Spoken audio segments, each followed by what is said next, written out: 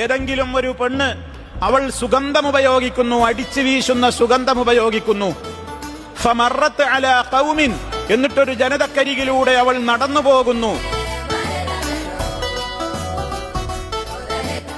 ലിയജിദൂ മിൻ റീഹിഹാ,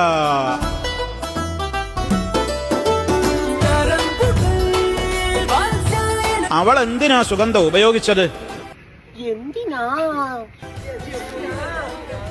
മറ്റുള്ളവരൊക്കെ ഒന്ന് ആസ്വദിച്ചിട്ട് എന്റെ മണമൊന്ന് കണ്ട് എന്നിലേക്കൊന്ന് ആകർഷിക്കട്ടെ.